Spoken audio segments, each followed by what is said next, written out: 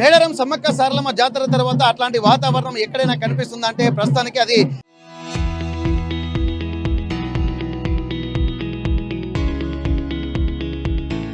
రాజుపేట గ్రామంలో జరిగే నాగులమ్మ జాతరలో కనిపిస్తుంది. ములుగు జిల్లా మంగపేట మండలం రాజుపేట గ్రామంలో జరిగే నాగులమ్మ జాతరకు తండోపతండాలుగా తరలి వచ్చారు భక్తులు. ఇప్పటి వరకు ఆ వాతావరణం చూడడానికి కూడా రెండు కళ్ళు చాలవన్నట్టుగా నా భూతో నా భవిష్యత్ అనగా అనిపిస్తుంది. ప్రస్తుతానికి మేడారం జాతర తర్వాత కూడా ప్రస్తుతానికి నెల రోజుల వ్యవధిలోనే ఇంతటి ఒక వాతావరణం ఎక్కడైనా కనిపిస్తుంది అంటే నాగులమ్మ జాతరలోనే మనకి ఈ వాతావరణం చూస్తున్నాం. ప్రస్తుతానికైతే ఇక్కడ శ్రీ రామకృష్ణ స్వామి గారి ఆధ్వర్యంలో జరిగే ఈ జాతర ఏ విధంగా, అసలు ఈ మూలాలేంటి, ఇక్కడ మేడారం జాతరకు ఈ నాగులమ్మ జాతరకు సంబంధం ఏంటి, పూర్తి వివరాలు తెలుసుకునేటువంటి ప్రయత్నం చేద్దాం. ప్రస్తుతానికి మనం నాగులమ్మ జాతర టెంపుల్లో ఇక్కడ చూస్తున్నాము. ఎట్లాంటి వాతావరణం ఉందంటే ఇక్కడి నుండి కూడా మేడారం జాతరకు కూడా భక్తులు వచ్చి తండోపతండాలుగా ఒక వారం 10 రోజుల పాటు ఒక ఆధ్యాత్మిక వాతావరణంలో ఓడలాడినటువంటి పరిస్థితి. మళ్ళీ ఆ జాతర ఫ్లేవర్ మరవక ముందే మళ్ళీ ఇక్కడ మంగపేట మండలానికి సంబంధించినటువంటి వాతావరణం భక్తులందరూ కూడా ఇక్కడికి తరలి వచ్చారు. ప్రస్తుతానికి రాజుపేటలో శ్రీ రామకృష్ణ స్వామి వారు మనతో ఉన్నారు. ఒక్కసారి వారితో మనం మాట్లాడదాం.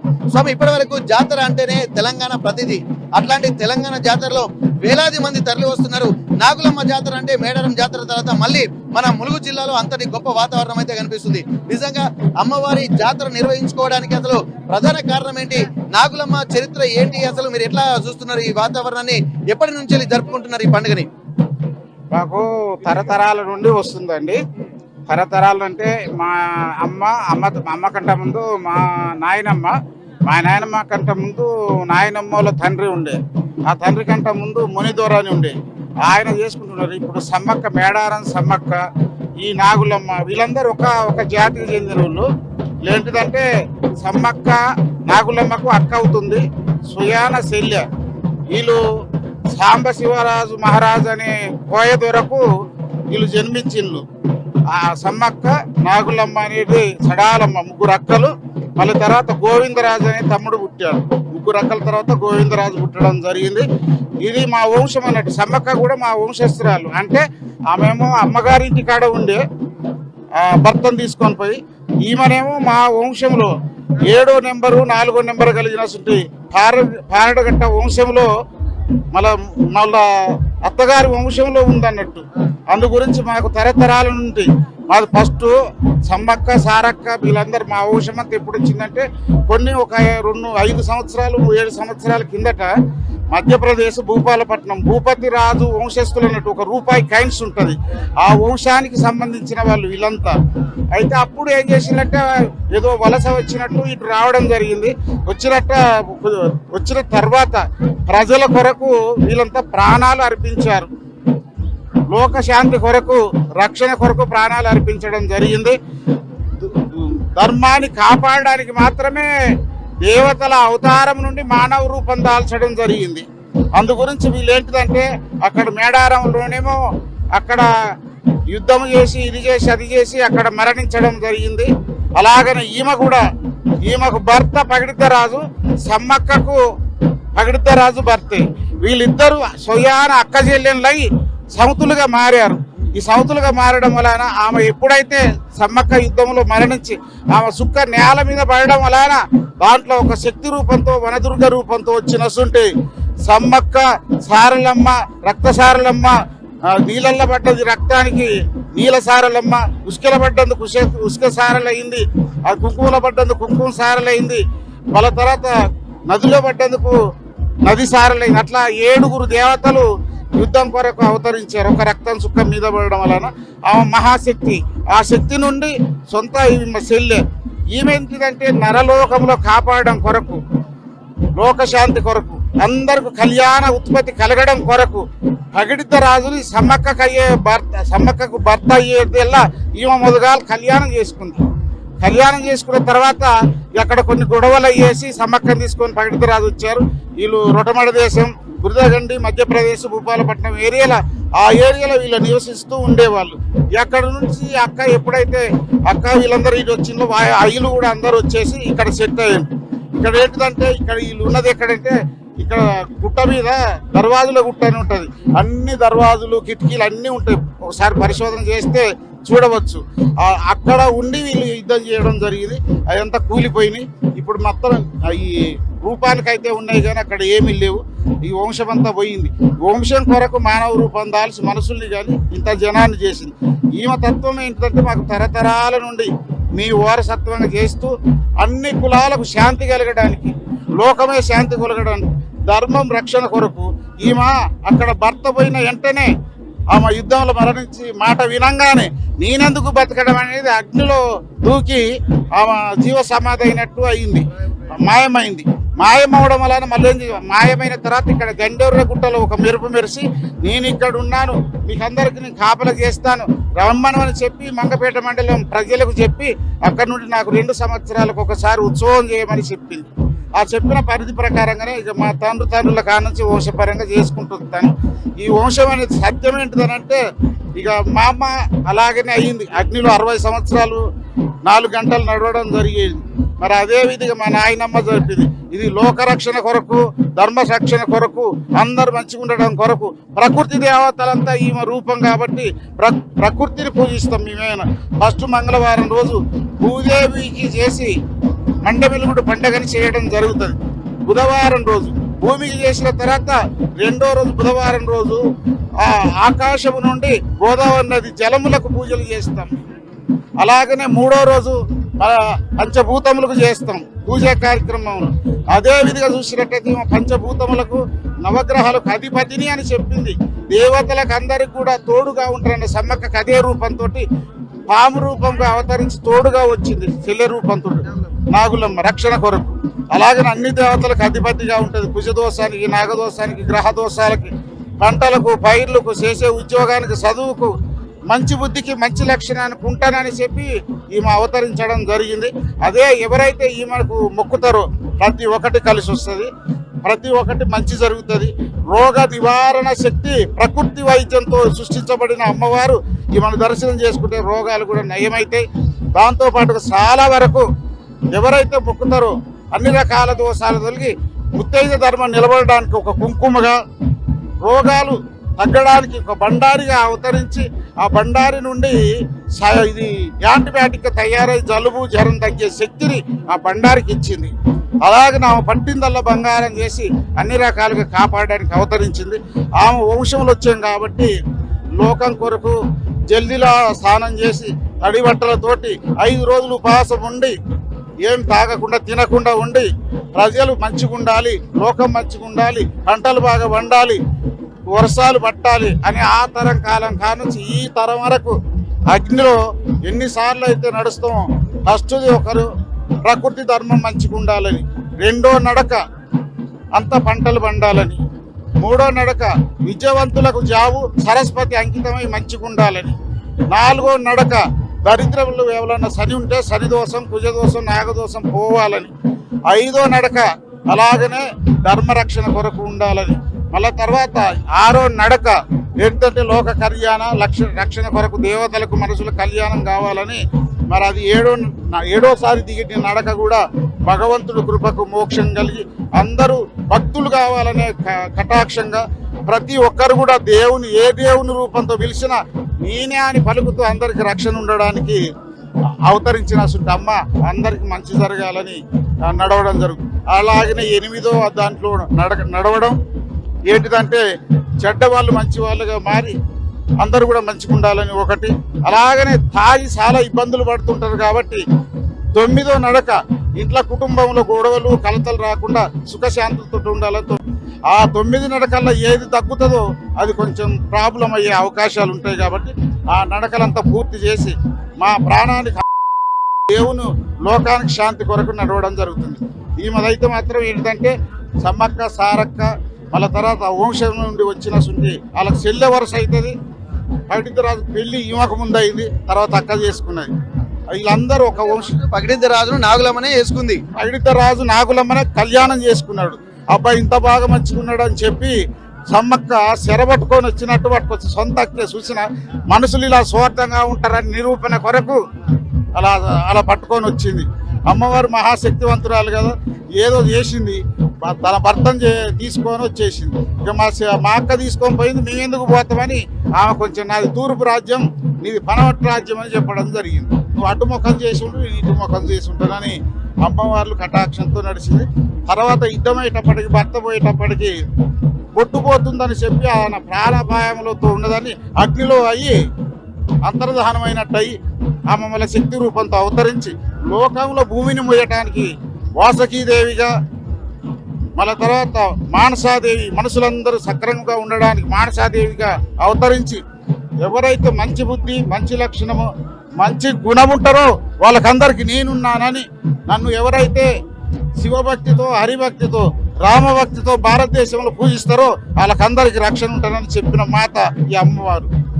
అన్న ఇప్పుడు మీరు చూస్తుంటే ఇక్కడ గుడి జాతర నిర్వహణ అంటే మామూలు విషయం కాదు. ఇప్పుడు మీ వంశస్థులు నిర్వహిస్తున్నారు. ఇక్కడ భక్తులు అంటే ఈ జాతర సంవత్సరానికి ఒకసారి చేస్తా అంటున్నారు కదా, రెండు సంవత్సరాలు అంటే సమ్మక్క జాతర చేసిన తర్వాత నెక్స్ట్ నెలకే ఇది చేస్తా ఉంటారు.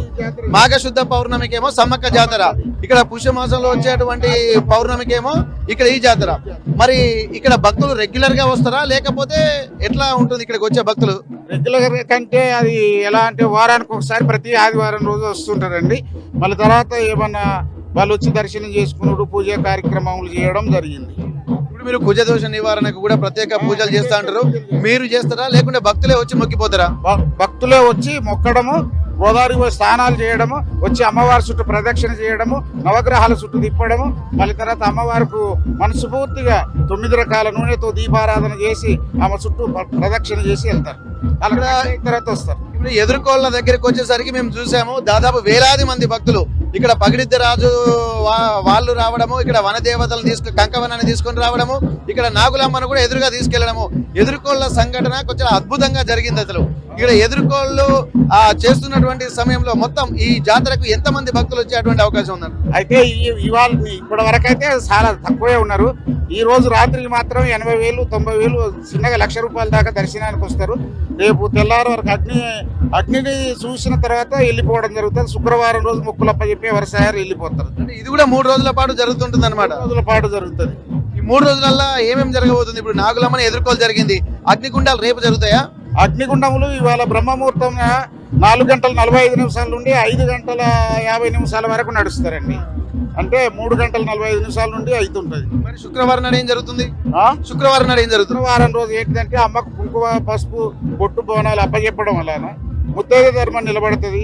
ఆమెకు పసుపు కుంకాల కొరకే పోట్లాడి కుంకుమ నిలబడాలనే దాంతో ఆమె త్యాగం చేసింది కాబట్టి పసుపు కుంకాలు నిలబడడం కొరకు, భార్య భర్తల సందు గొడవలు రాకుండా కాపాడడం కొరకు, మా త్యాగం కొరకు పోయింది కాబట్టి ముత్తైద ధర్మం కొరకు పసుపు, కుంకుమ, కొబ్బరికాయలతో మొక్కి అర్పించుకుంటారు. ఇంత అద్భుతంగా జరుగుతుంది కదా, మరి ప్రభుత్వం నుండి ఎట్లాంటి సహాయ సహకారాలు మీకు అందుతున్నాయి? జాతర నిర్వహణ అంటే ఒకరితోటి సాధ్యం కాదు, ఒక కుటుంబాలు అనుకుంటేది కాదు. మరి మీకు సహాయ సహకారాలు భక్తుల నుండి ఎట్లా అందుతున్నాయి, ప్రభుత్వం నుంచి ఎట్లా వస్తున్నాయి? అయితే సహాయ సహకారాలు భక్తుల నుండి అందుతుంటాయి, కానీ అది సరిపోయే పద్ధతి ఉండదు. మాకు కొంచెం పొలం ఎక్కువ ఉంది, వెనకట సంపాదించిందే ఉంది. ఎందుకంటే తండ్రుల నుండి దాంట్లో నుండి ఒక సంవత్సరానికి 18 లక్షలు వస్తుంటాయి. ఇది అవి అయితే మేము పని చేసేటి అయితే ఈ గుడికాడి అనేది ఏంటిదంటే కొంచెం లోన్ రూపంగా తీసుకుంటాం. కెనరా బ్యాంక్ అటెస్ట్ చేసి వాళ్ళు ఒక 15 లక్షలు ఇస్తారు జాతర నిర్వహణకు. దానికి చేసినప్పుడల్లా వాళ్ళ దగ్గర తీసుకుంటాం. దీని నుండి కొంచెం ఇన్కమ్ అప్పుడు ఇంత పోతుంటాయి. ఇక అంతే. ఎండోమెంట్ ఫస్ట్ రిజిస్ట్రేషన్ అయింది కానీ వాళ్ళకు మేము పూర్తిగా అప్పచెప్పలేదు. ఎందుకంటే ఇది మా ఆదివాసీలది, మా చట్టం ప్రకారం మేమేమే చేయాలి, మా రక్షణ ప్రకారంగా మేము లోకం కొరకు చేస్తాం కాబట్టి డబ్బుల కొరకు చేసేది కాదు. ఇది మా కొరకు, లోకం కొరకు, ప్రజలందరి కొరకు చేస్తాం కాబట్టి ఇది మీరు చేసి ఇది డబ్బుల కొరకు చేసి లైన్లు పెట్టి టికెట్లు పెట్టి ఇవన్నీ కాదు. రక్షణ ఫ్రీగా చేయాలి. ఇప్పుడు ఇంత దుకాణాలు పెట్టినా కూడా మేము ₹1 వసూలు చేయం. మళ్ళీ తర్వాత ఎందుకంటే వాళ్ళకి మంచి దుకాణం అమ్ముకుంటే ఏమన్నా కొబ్బరికాయ కొట్టి తీర్థప్రసాదం తీసుకొని ఉండిలాళ్ళకు తోసినంత వేసిపోవడు కానీ తప్ప ఆ దుకాణ పొల దగ్గర తీసుకోం. టెండర్లకి ఏం లేవు, ఇక్కడ ఏం లేవు, టెండర్లు ఏం లేవు. అందరు బతకాలి. అది మా అమ్మ, మా నాన్నమ్మ అప్పటికానం చెప్పింది. దానితో పాటుగా ఏమైనా ఇంతో అంతో మిగిలింది అనుకో, ఎవరైనా ఆపతున్న వాళ్ళకి ఇచ్చేస్తాం. అది ఉంది శ్రీరామకృష్ణ ట్రస్ట్. ఇక మనం తినే బదులు మనం ఉపవాసం ఉండి మందికి పెడితే పుణ్యం. ఈ శ్రేష్టంతో అప్పటి నుండి వస్తుంది. మా అమ్మ కాలం నుండి, మా నాయనమ్మ కాలం నుండి వచ్చింది. అది ఆ జాతి లక్షణము, ఆ పుణ్య లక్షణము ఉంది కాబట్టి ఇదంతా వాళ్ళు దేవతలుగా ఏలడం, దేవతల రూపంతో నడవడం ఇదంతా నడుస్తుంది. ఆ వంశం కాబట్టి అలా జరిగింది అంతే. నిజంగా మనం చూడొచ్చు ఎంత అద్భుతమైనటువంటి చరిత్ర అంటే ఇక్కడ ఇక్కడ సమ్మక్క, సారలమ్మ, గోవిందరాజు, పగిడిద్దరాజు, నాగులమ్మ ఈ 5 పేర్లు మనం వింటూ ఉంటాం. కానీ సమ్మక్క, పగిడిద్దరాజుల వివాహం కంటే ముందే పగిడిద్దరాజు నాగులమ్మను వివాహం చేసుకుంటా ఉంటాడు. పగిడిద్దరాజు యొక్క అందాన్ని చూసిన తర్వాత సమ్మక్క కూడా మోహించి ఇక్కడ పెళ్లి చేసుకున్నారని చెప్పి అంటున్నారు. వీళ్ళందరూ కూడా తమ అమ్మ ఊరుగైనటువంటి అక్కడ మేడారంకు వెళ్ళి అక్కడ రాజ్యం చేస్తున్నటువంటి సమయంలో నాగులమ్మ మాత్రం ఇక్కడే ఉందంటున్నారు. ఇక్కడ లోక కళ్యాణం కోసం ఎక్కడ మాత్రం పగిడిద్దరాజు, గోవిందరాజు, అలాగే ఇక్కడ సారలమ్మ, సమ్మక్క యుద్ధం చేసి జంపన్న యుద్ధంలో వీరమరణం పొందిన తర్వాత ఇక్కడ నాగులమ్మ మాత్రం ఇక్కడే ఉండి రాజ్యపాలన కూడా చేసుకుంటున్నటువంటి నేపథ్యంలో ఇక్కడ భూపతి రాజులు కూడా ఇక్కడ ఈ వాతావరణాన్ని పరిపాలిస్తున్న నేపథ్యంలో ప్రస్తుతానికి అక్కడ యుద్ధంలో భర్త చనిపోయాడు, పగిడిద్దరాజు చనిపోయాడు అన్నటువంటి విషయం తెలిసిన తర్వాత నాగులమ్మ కూడా ఒక పతివ్రత ధర్మాన్ని పాటించి భర్త లేని జీవితం నాకెందుకంటూ ఇక్కడ తను కూడా అగ్ని ప్రవేశం చేసింది అంటున్నారు. అగ్నిలో ప్రాయోపవేశం చేసిన తర్వాత కూడా ఇది కూడా లోకల్ కళ్యాణం కోసమే అని చెప్పి అంటున్నారు. అందు గురించి అగ్నిలో ప్రాయోపవేశం చేసిన తర్వాత ఇక్కడ అగ్నిగుండాలను కూడా ఏర్పాటు చేసి బ్రహ్మ ముహూర్తంలో అగ్నిగుండాలు నడిచేటువంటి సాంప్రదాయాన్ని కూడా ఉంటుంది. ఒక్కొక్కసారి తిరిగినప్పుడు ఒక్కొక్క ప్రత్యేకత ఉంటుంది. ఎందుకంటే ఇక్కడ పశుపక్షాదులు బాగుండాలి, పంచభూతాలు బాగుండాలి, విద్యార్థులు బాగుండాలి, ప్రజలు బాగుండాలి, ఇక్కడ గొడ్డు గోద అన్ని బాగుండాలి. ఇవన్నీ బాగుంటేనే ఇక్కడ లోక కళ్యాణం జరుగుతుందన్నటువంటి ఉద్దేశంతో ఇక్కడ ఉన్నటువంటి నాగులమ్మ తమ కులదైవమైనటువంటి నాగులమ్మను కూడా ఆదివాసీ సాంప్రదాయాల ప్రకారం కూడా అమ్మవారు కూడా కళ్ళలోకి వచ్చి ప్రతి 2 ఏళ్లకోసారి తనకు జాతర నిర్వహించాలని చెప్పినటువంటి నేపథ్యంలో ఇక్కడ ఒక మెరుపు మెరిచి ఆ మెరుపు ఆధారంగానే ఇక్కడ ఉన్నటువంటి రాజుపేట గ్రామంలో ఇక్కడ అమ్మవారు వెలిసినట్టుగా ఇక్కడ ప్రత్యక్ష సాక్షులు వాళ్ళ వంశ పారంపర్యంగా వచ్చేటువంటి సాంప్రదాయాలు కూడా చెప్పుకుంటూ వస్తున్నారు. ఇక్కడ జరిగేటువంటి జాతరకు ప్రత్యేకత ఏంటంటే ఇక్కడ ఎక్కడ కూడా ఎవరి దగ్గర డబ్బులు తీసుకునేది లేదు. ఇక్కడ కేవలము వచ్చేటువంటి భక్తులు కూడా ప్రత్యేకంగా అమ్మవారిని దర్శించుకొని కోరిన కోరికలు కోరి ఆ కొంగు బంగారంగా నిలిచేటువంటి నాగులమ్మ జాతరను కూడా విజయవంతంగా నిర్వహిస్తున్నారు. అంతమంది భక్తులను అనుగ్రహిస్తున్నారు కాబట్టి దినదిన ప్రవర్ధమానమై దాదాపు జాతర సమయంలో 1,00,000 మందికి పైగా భక్తులు వస్తానన్నటువంటి ఒక సూచనలు, అలాగే ఇక్కడ జరుగుతున్నటువంటి జాతర సంరంభం మాత్రం వివరిస్తున్నటువంటి పరిస్థితి.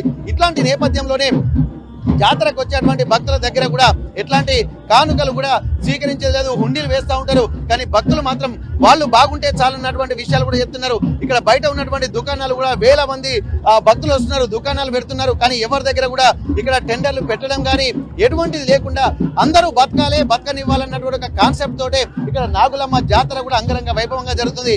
మేడారం జాతర తర్వాత మాఘశుద్ధ పౌర్ణమి రోజు ఇక్కడ సమ్మక్క సారలమ్మ జాతర అంగరంగ వైభవంగా జరుగుతుంది.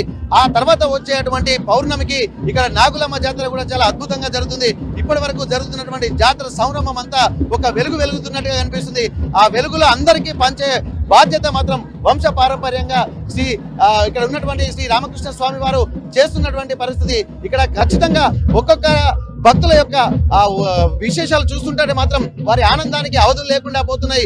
దూర ప్రాంతాల నుండి కూడా ఎంతో మంది కళాకారులు, నాట్యం చేసేటువంటి వాళ్ళు, కోలాటం చేసేటువంటి వాళ్ళు, ఇక్కడ ఆదివాసీ సాంప్రదాయాలు పాటించేటువంటి వాళ్ళు ఆద్యంతము రక్తి కట్టించే విధంగా మేడారం జాతరలో ఏ విధంగా అయితే ఒక ఉత్సాహపూరితమైనటువంటి వాతావరణం ఉందో అట్లాంటి వాతావరణం కూడా నాగులమ్మ జాతరలో మనకు కనిపించడం కూడా ప్రత్యేకంగా చెప్పుకోవచ్చు. ఏదేమైనప్పటికీ కూడా తెలంగాణ సాంప్రదాయానికి ప్రత్యేకమైనటువంటి వాతావరణాన్ని జోడించి ఆదివాసీ సాంప్రదాయాన్ని కూడా దశ దిశలా వ్యాపింపజేస్తున్నటువంటి పరిస్థితి మేడారం జాతరలో మొన్న జరిగినటువంటి నేపథ్యంలో ప్రస్తుతానికైతే న్యూజిలాండ్ నుంచి కూడా వచ్చినటువంటి కళాకారులు కూడా ఇక్కడికి వచ్చి ప్రత్యక్ష ఆకర్షణగా నిలిచారు. అట్లాంటి వాతావరణాన్ని కూడా ఆ పురుడు పోసినటువంటి ప్రాంతంగా ఇక్కడ ఉన్నటువంటి రాజపేట గ్రామాన్ని కూడా మనం అభివర్ణించాల్సినటువంటి అవసరం ఉంటుంది. వచ్చేటువంటి భక్తులు కూడా గోదావరి నదిలో స్నానం చేసి అమ్మవారిని మొక్కి ఇక్కడ ప్రత్యేకమైనటువంటి పూజలు కూడా చేసుకునేటువంటి అవకాశం ఉంటుంది. ఇక్కడ అమ్మవారిని మొక్కడమే కాకుండా రాహుకేతు పూజలు కూడా ఇక్కడ గుళ్ళు ఉన్నాయి కాబట్టి అక్కడ కూడా మొక్కి తమకున్నటువంటి కష్టాలు, దైన్యాన్ని మొత్తం పొడగొట్టుకునే విధంగా భక్తులు వస్తున్నారన్నటువంటి ఒక ఆలోచన చేస్తున్నారు. కాబట్టి ఇక్కడ ఉన్నటువంటి నాగులమ్మ జాతర కూడా దినదిన ప్రవర్ధమానంగా వెలుగొద్దుతుందన్నటువంటి ఒక ఆశాభావాన్ని ఇక్కడ వ్యక్తం చేస్తున్నారు. ఎండోమెంట్ డిపార్ట్మెంట్ ఇక్కడ ప్రత్యేకంగా చర్యలు తీసుకుంటున్నప్పటికీ కూడా తమ ఆదివాసీ సాంప్రదాయాన్ని వదిలిపెట్టుకునే మాకు ఇష్టం లేదు కాబట్టి ఆ సాంప్రదాయం ప్రకారమే పూర్తి స్థాయిలో ఎండోమెంట్ డిపార్ట్మెంట్ కి అప్పగించకుండా తమ సాంప్రదాయం ప్రకారమే జాతర నిర్వహిస్తామన్నటువంటి విషయాలు కూడా ఇక్కడ ప్రధాన పూజారులు ఇక్కడ ఇక్కడ వంశ పారంపర్యంగా నడుస్తున్నటువంటి శ్రీ రామకృష్ణ స్వామి మనకు చెప్తున్నటువంటి పరిస్థితి. ఇదే విషయాన్ని కూడా RTV ద్వారా ఎక్స్క్లూజివ్ గా అందించేటువంటి ప్రయత్నం చేస్తున్నాం. ఎందుకంటే ఇంత మంచి వాతావరణాన్ని కూడా మిగిలినటువంటి భక్తులకు, అంటే ఇప్పటికీ ఆదివాసీ గిరిజన జాతరగా ఉన్నటువంటి మేడారం సమ్మక్క సారలక్క జాతర ఆసియాలోనే అతిపెద్ద గిరిజన జాతరగా ఉన్నటువంటి నేపథ్యంలో ఆ తర్వాత వచ్చేటువంటి ఇక్కడ రాజుపేట గ్రామంలో జరిగేటువంటి నాగులమ్మ జాతర కూడా దశ దిశలా ఈ కీర్తి కిరీటాలు వ్యాపించాలన్నట్టు ఒక ఆశాభావాన్ని కూడా RTV వ్యక్తం చేస్తుంది. జాతర దినదిన ప్రవర్ధమానమై మరింత వెలుగొందాలన్నటువంటి ఒక ఆలోచనలతో కూడా భక్తులు తండోపందాలుగా తరలి వస్తున్నటువంటి పరిస్థితి. ములుగు జిల్లా మంగపేట మండలం రాజుపేట గ్రామం నుండి కెమెరా పర్సన్ వంశీతో వెంకటరత్నం, RTV వరంగల్. చరిత్ర సృష్టించినోడు ఇప్పుడు ఆ చరిత్రని తిరగరాయబోతున్నాడు. అబద్ధాల గోడల్ని బద్దలు కొట్టి నిజాలను రాగా మీ ముందుంచబోతున్నాడు. నిజమైన వార్తల కోసం వెంటనే డౌన్లోడ్ చేసుకోండి రా యాప్ని.